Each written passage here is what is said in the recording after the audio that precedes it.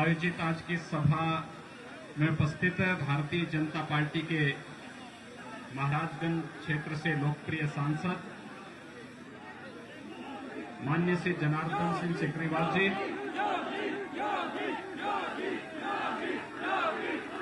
Bharatiya Janata party के जिला के अध्यक्ष डॉक्टर संजय कुमार पांडे जी, जदयू के अध्यक्ष इंद्रदेव सिंह पटेल जी, जिला महामंत्री प्रदीप कुमार रोज जी, जिला उपाध्यक्ष अवधेश कुमार सिंह जी,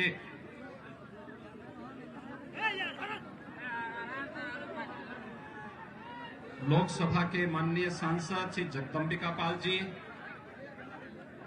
मनीष कुमार सिंह जी, राजीव रंजन पांडे जी, आमोद प्रियदर्शी जी, संदेश महतो जी, माननीय विधायक वाराणसी श्री अवधेश नारायण सिंह जी, श्रीमती लीलावती देवी जी, भारतीय जनता पार्टी के मंडल अध्यक्षगण श्री जितेंद्र सिंह जी, विनय गिरी जी, प्रमोद कुमार तिवारी जी, रंजीत प्रसाद जी, सोनू कुमार सिंह जी, वैद्यनाथ महतो जी, शेषनाथ प्रसाद जी, शिव जे ठाकुर जी, अखिलेश पांडे जी और भारतीय जनता पार्टी के लोकप्रिय प्रत्याशी श्री देवेश कांत सिंह जी और इस गौरिया कोठी विधानसभा क्षेत्र से जुड़े हुए भारतीय जनता पार्टी के सभी उपस्थित भाइयों बहनों, आप सबने शारदीय नवरात्रि के कार्यक्रम और विजयादशमी का कार्यक्रम अभी संपन्न किया है। आपको मैं दीपावली और छठ की अग्रिम शुभकामनाएं दे रहा हूं और आप सबसे अपील करने के लिए आपके बीच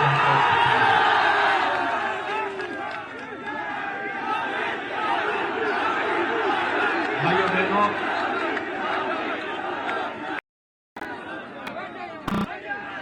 सीवान, गोपालगंज से लगा हुआ क्षेत्र है।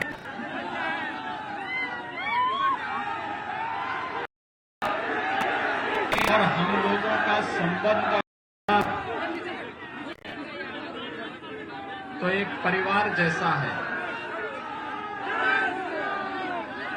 आप याद करिए, जब पूरी दुनिया कोरोना महामारी से जूझ रही थी, भारत में भी आदरणीय प्रधानमंत्री मोदी जी के नेतृत्व में इस लड़ाई को पूरी प्रतिबद्धता से लड़ने के साथ जब पूरा देश एक साथ खड़ा होकर के लड़ रहा था, तब उत्तर प्रदेश और बिहार के बहुत सारे लोगों को वापस अपने घर के लिए, गांव के लिए आने के लिए मजबूर होना पड़ा था। मुझे याद है जब लॉकडाउन के दौरान दिल्ली से, महाराष्ट्र से, पंजाब से, राजस्थान से और अन्य राज्यों से बिहार, बंगाल, झारखंड के नागरिक आजीविका छूटने के बाद वापस अपने गांव के लिए आ रहे थे। भले किसी राज्य ने उन्हें सम्मान दिया हो न दिया हो, लेकिन उत्तर प्रदेश में जब लोग आ रहे थे तो मैंने एक ही घोषणा की थी। मैंने कहा कि देखो, बिहार के लोग हमारे अपने लोग हैं।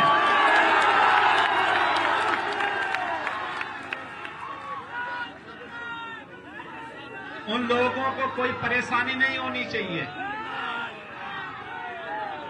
उनके सम्मान में कोई कोताही नहीं होनी चाहिए, क्योंकि हम सब तो एक परंपरा, एक विरासत को लेकर के चल रहे हैं। और दूसरा, बिहार मेरे लिए इसलिए भी महत्वपूर्ण हो जाता है क्योंकि मां सीता का जो मायका जो है ये बिहार तो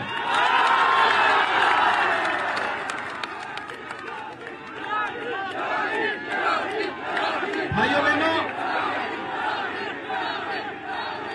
वह समय हमारे लिए कष्टकारी था, लेकिन साथ साथ देश और दुनिया को पहचानने का एक अवसर भी था कि संकट के समय कैसे चुनौतियों से जूझना पड़ता है और संकट के समय कौन हमारे साथ खड़ा हो सकता है। और भाइयों बहनों, प्रधानमंत्री मोदी जी के नेतृत्व में कोरोना के खिलाफ जो लड़ाई भारत ने लड़ी है, आप सब ने लड़ी है, मैं इसके लिए आप सबका अभिनंदन करता हूं, आप सबका स्वागत करता हूं। और मेरी आप सबसे अपील होगी, बीमारी काफी कम हुई है, नियंत्रित हुई है काफी हद तक, लेकिन इस बीमारी का संक्रमण तेजी के साथ बढ़ता है। जब तक कोई दवा या वैक्सीन हमारे पास स्वयं पहुंच करके नहीं आती है, तब तक हमें प्रधानमंत्री मोदी जी के उस मंत्र को हमेशा अपने साथ रखना होगा, और वह मंत्र 2 गज की दूरी और मास्क जरूरी है। हम इसका पालन जरूर करें। बीमारी थी, दुनिया की बड़ी बड़ी ताकतें पस्त हो गई, लेकिन प्रधानमंत्री मोदी जी के संकल्प और दृढ़ इच्छा शक्ति के सामने बीमारी पस्त हो गई। और भाइयों बहनों, प्रधानमंत्री मोदी जी ने देश के लोगों के लिए, 135 करोड़ लोगों के लिए, उनकी सेवा के लिए, उनकी सुरक्षा के लिए किसी प्रकार की कोई कोताही नहीं बरतने दी। लॉकडाउन प्रारंभ होते ही 1,75,000 करोड़ रुपए का गरीब कल्याण पैकेज की घोषणा करके एक व्यवस्था दी, हर गरीब को मुफ्त में राशन मिलना चाहिए। जनधन अकाउंट धारी हर माता के खाते में 500 रुपए महीने जाएगा, हर किसान के खाते में 2,000 रुपए जाएगा। वृद्धजनों, महिलाओं और दिव्यांग जनों को अग्रिम पेंशन मिलेगी। और भाइयों बहनों, ये कार्य आगे बढ़ाने के साथ साथ गरीब कल्याण रोजगार अभियान का शुभारंभ भी प्रधानमंत्री जी ने आपके बिहार से ही प्रारंभ करके लोगों को रोजगार देने, एक बड़े अभियान को आगे बढ़ाने का कार्य प्रारंभ किया है। और मैं आप सबसे अपील करूंगा, मोदी जी पे विश्वास करिए। मोदी जी के नेतृत्व में भारत दुनिया की महाताकत बनेगा और दुनिया के अंदर मानवता के कल्याण का मार्ग भी प्रशस्त करेगा। याद करिए, आज से 15 वर्ष पहले इसी सीवान के अंदर क्या कुछ घटित होता था।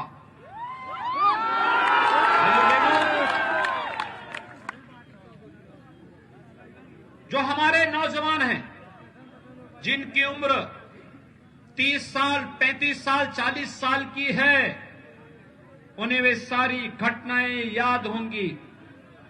जो नौजवान 15 से 25 के बीच में है, हो सकता है उनके अंदर, उनके मन में भी उन्होंने उस प्रकार के उस दौर को नहीं देखा होगा जब एक अराजकता के नाम पर एक क्षेत्र जाना जाता था। व्यापक गुंडागर्दी होती थी, बहन बेटियों की इज्जत के साथ कहीं भी खिलवाड़ हो जाता था, और जहां कहीं कोई भी यहां का सम्मानित व्यक्ति सुरक्षित नहीं था, व्यापारी सुरक्षित नहीं था, गुंडा राज चरम पर था। उस अराजकता से मुक्त करके सुशासन की ओर बिहार को अग्रसर करके विकास की प्रक्रिया के साथ जोड़ने के लिए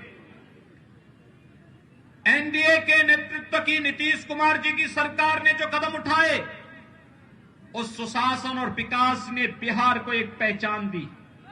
आज से 15 वर्ष पहले बिहार का नौजवान अपनी पहचान को छुपाने के लिए मजबूर हो चुका था।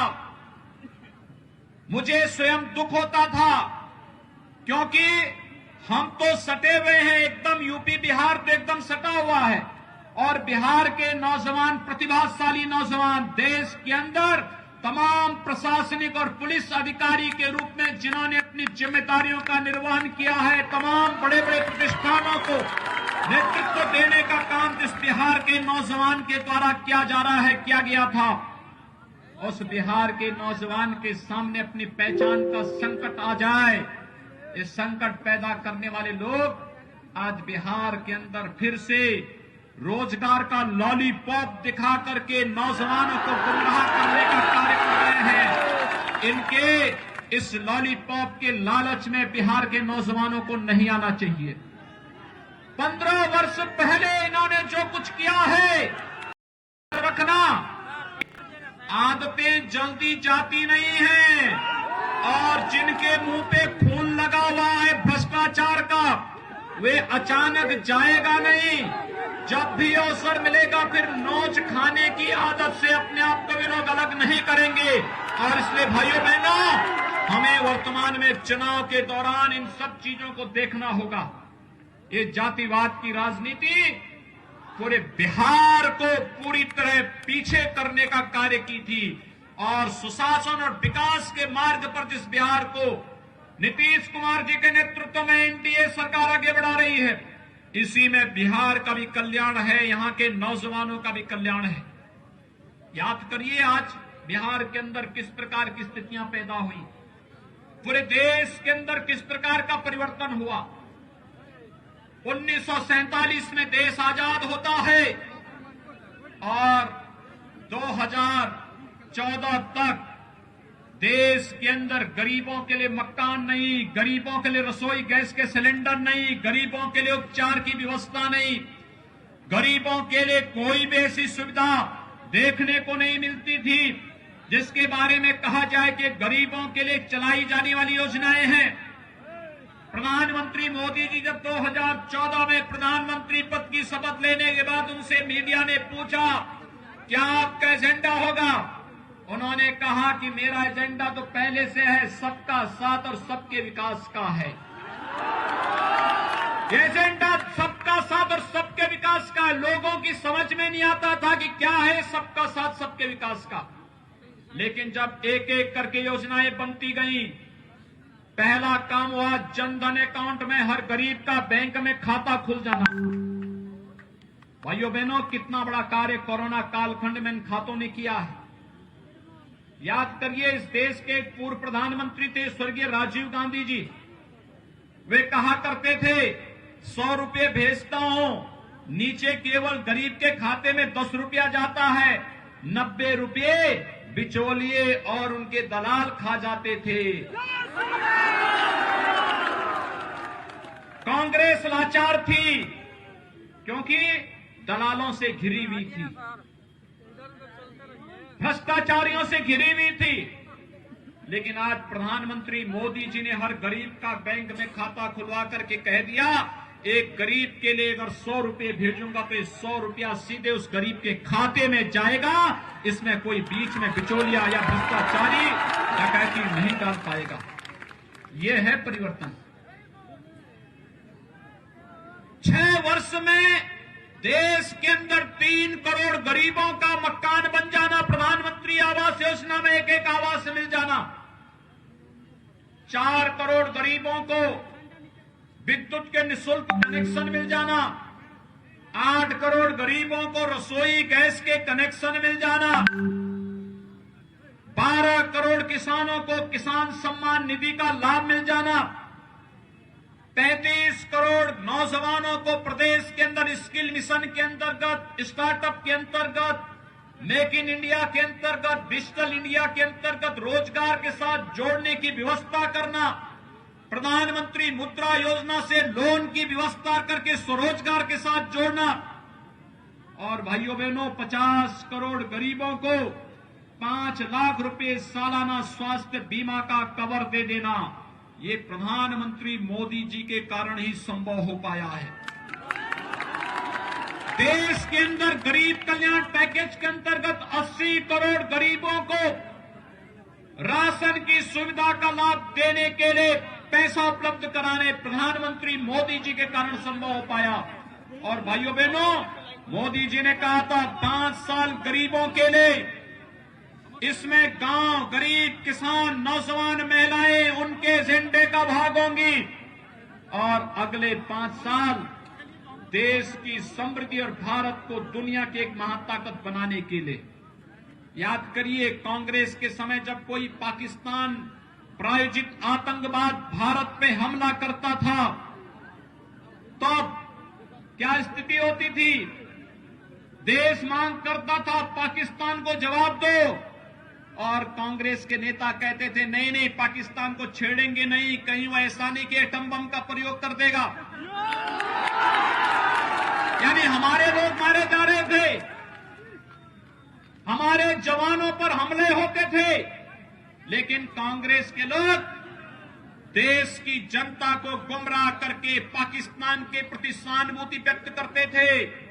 और आज अगर पाकिस्तान दुस्साहस करता है तो पाकिस्तान के अंदर घुस करके भारत की सेना पाकिस्तान को पूरी तरह नेस्तनाबूद करने का कार्य करती है। और इमरान खान पाकिस्तान का प्रधानमंत्री दुनिया के अंदर जान की भीख मांगते मांगते फिरता है कि भारत से बचा दो। यह है भारत के जवानों का शौर्य और पराक्रम, यह है न्यू इंडिया, यह है नया भारत। और भाइयों बहनों, ये कांग्रेस तो देश के अंदर आतंकवाद को और नक्सलवाद को बढ़ावा दी है। ये जो अपराधी, यहां का भी एक दुर्दांत अपराधी जेल के अंदर सड़ रहा है, इन अपराधियों को पालने का काम कांग्रेस और राजद ने किया था। लेकिन आज भारतीय जनता पार्टी नेतृत्व की केंद्र की सरकार कश्मीर के अंदर धारा 370 को समाप्त करके, कश्मीर के अंदर आपने देखा होगा परसों एक आदेश जारी हुआ भारत सरकार से, अगर सीवान का कोई नौजवान भी जम्मू कश्मीर के अंदर श्रीनगर के अंदर मकान बनाना चाहता है तो आपको यह अनुमति वहां मिल गई है। कौन रोक सकता है? भारतीय जनता पार्टी ने तो डॉक्टर श्यामा प्रसाद मुखर्जी के नेतृत्व में नारा दिया था, एक देश में दो प्रधान, दो निशान और दो विधान नहीं चलेंगे, नहीं चलेंगे। और उस संकल्प को पूरा किया प्रधानमंत्री मोदी जी ने और गृह मंत्री अमित शाह जी ने। आज कश्मीर में धारा 370 समाप्त करके आतंकवाद की ताबूत पे अंतिम कील ठोकने का कार्य जहां गृह मंत्री अमित शाह जी ने किया है, वहीं भारत सरकार ने अब भारत के किसी भी नागरिक को जम्मू कश्मीर में सम्मान के साथ वहां पर बसने की पूरी छूट दे दी है। अगर बिहार का नौजवान श्रीनगर के अंदर कार्य कर रहा है, सर्विस कर रहा है, सेना में, पुलिस में, प्रशासनिक सेवा में या व्यवसाय कर रहा है, क्योंकि बिहार कहां नहीं है, पूरी दुनिया में तो बिहार छाया हुआ है। अगर वहां पर भी अगर आप बसना चाहेंगे, इससे पहले अनुमति नहीं थी। 1952 में 370 को लागू करके कांग्रेस ने देशवासियों के लिए जम्मू कश्मीर में जाने के रास्ते बंद कर दिए थे, लेकिन प्रधानमंत्री मोदी जी ने रास्ते खोले हैं। एक भारत श्रेष्ठ भारत की परिकल्पना प्रधानमंत्री मोदी जी की। और भाइयों बहनों, आप सबके लिए, पूरे देशवासियों के लिए इससे बड़ी गौरव की बात क्या हो सकती है? हमने जो कहा वो करके दिखाया। जब मैं लोकसभा चुनाव में यहां पर श्री जनार्दन सिंह जी के समर्थन में आया था चुनाव प्रचार के लिए, तब बिहार के कुछ जवान मुझसे कहते थे, यहां के मीडिया के बंधुगण मुझसे कहते थे कि आप लोग बार बार कहते हैं कि रामलला हम आएंगे, मंदिर वहीं बनाएंगे, लेकिन क्या तारीख भी बताएंगे? ये प्रश्न हमसे होता था। और भाइयों बहनों, मेरी हार्दिक इच्छा थी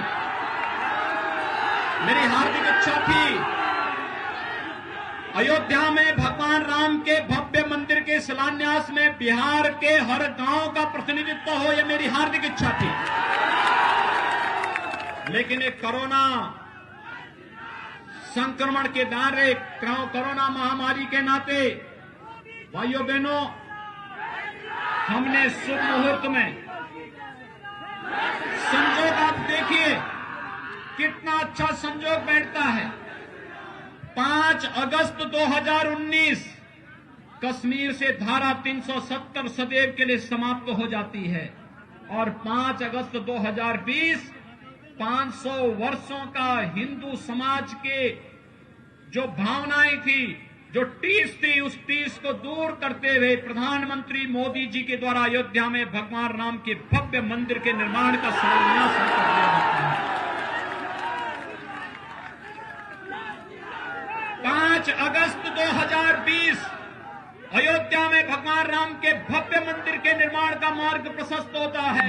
ये चीजें बताती हैं कि भारतीय जनता पार्टी जो कहती है वो करके दिखा देती है, और हम लोगों ने करके दिखाया। अगर यहां पर एनडीए की सरकार नहीं होती, नीतीश कुमार जी मुख्यमंत्री नहीं होते, तो यहां का माफिया जेल के अंदर सड़ना नहीं होता। वो भी सत्ता के गलियारों में रह करके बिहार के अंदर मुंह पर खसोट के एक नई यहां की पीढ़ी को खराब कर रहा होता। और भाइयों बहनों, हमने तो उत्तर प्रदेश में इन माफियाओं के छाती पर ही बुलडोजर चलाना शुरू कर दिया। ये गुंडे और अपराधियों के लिए कोई जगह नहीं। इन्होंने गरीबों को लूटा है, व्यापारियों को लूटा है, व्यापक अराजकता फैलाई है, विकास के कार्यों को इन्होंने लूट करके विकास से वंचित किया है। और इसलिए कानून के दायरे में रह करके जितनी सख्त कार्रवाई इनके खिलाफ की जा सकती है उतनी सख्त कार्रवाई इनके खिलाफ की जानी चाहिए, और ये कार्रवाई हम लोग कर रहे हैं। और मैं फिर आपसे कहने के लिए आया हूं कि भाइयों बहनों, विकास, बिहार का विकास और बिहार का उत्थान नीतीश कुमार जी के नेतृत्व में एनडीए सरकार ही करेगी। और इससे भारतीय जनता पार्टी ने श्री देवेश कांत सिंह जी को अपने प्रत्याशी के रूप में आपके बीच में यहां पर उतारा है। भाइयों बहनों, मैं आप सबसे अपील करने के लिए आया हूं। देवेश कांत जी भारतीय जनता पार्टी के सर्वथा योग्य प्रत्याशी के रूप में आपके बीच में हैं, और आप सबसे मैं अपील करूंगा, ये आयोजन बिहार विधानसभा का चुनाव तब हो रहा है जब हमारे पर्व और त्योहार भी साथ साथ चढ़ते जा रहे हैं।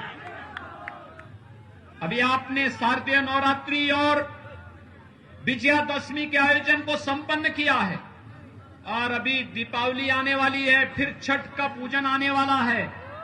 ये सभी आयोजन एक साथ भव्यता के साथ मनाने हैं। तो अपने पर्व और त्योहार को जितनी भव्यता के साथ आप मनाने की तैयारी कर रहे हैं, भाइयों बहनों, उतनी ही भव्यता के साथ लोकतंत्र के पर्व को भी मनाने की आवश्यकता है। और मनाने के लिए आवश्यक है उस प्रकार के योग्य पात्र प्रत्याशी को ही हम अपना वोट देंगे। ये लोकतंत्र की ताकत आपकी बहुत बड़ी ताकत है। इस ताकत का बेजा इस्तेमाल मत होने दीजिए। ये ब्रह्मास्त्र है, और ब्रह्मास्त्र का उपयोग लोक हित में होता है, देश हित में होता है। हमारे लिए पूरा देश परिवार है। भारतीय जनता पार्टी के लिए पूरा बिहार एक परिवार है, और इसीलिए यहां पर जातिवाद और परिवारवाद और वंशवाद की राजनीति नहीं होती। जिन्होंने वंश को और परिवार को ही पार्टी और देश बना दिया हो, और गरीबों को कुछ देने की बजाय, लोक कल्याण का कार्य करने और विकास के कार्यों को करने की बजाय व्यापक भ्रष्टाचार फैलाया हो। और भाइयों बहनों, मनुष्य की बात तो दूर, मूक पशुओं के भी चारे को जिन्होंने चट कर दिया हो, वे रोजगार की बात क्या आपके पीछे में करेंगे। और इसलिए भाइयों बहनों, आप सबसे मेरी अपील है, श्री देवेश कांत सिंह जी को कमल चुनाव चिन्ह पर भारी बहुमत से विजयी बनाने की अपील आप सबसे मैं आपसे यहां पर करने के लिए आया हूं। सीवान के लोग चूंकि मेरे पड़ोसी प्रदेश के पड़ोसी जनपद से हैं, और इसलिए आप सबसे कहूंगा, जितने भी सीमांत जनपद में भाजपा, जदयू और एनडीए के प्रत्याशी चुनाव लड़ रहे हैं, आज तो हर नौजवान के पास स्मार्टफोन है। अपने स्मार्टफोन का इस्तेमाल करिए और सबको बोलिए, हर एक को बताने की आवश्यकता है कि जहां भी एनडीए के प्रत्याशी हैं उन्हें उनके चुनाव चिन्ह पर ही वोट देकर के बिहार की अस्मिता बचाने की आवश्यकता है। बिहार के विकास और सुशासन के मॉडल को आगे बढ़ाने की आवश्यकता है। यही अपील करते हुए 3 नवंबर को होने वाले चुनाव में श्री देवेश कांत जी को भारी बहुमत से कमल चुनाव चिन्ह पर जिताने की अपील करते हुए वाणी को देता हूं विराम। जय जय श्री राम। जय जय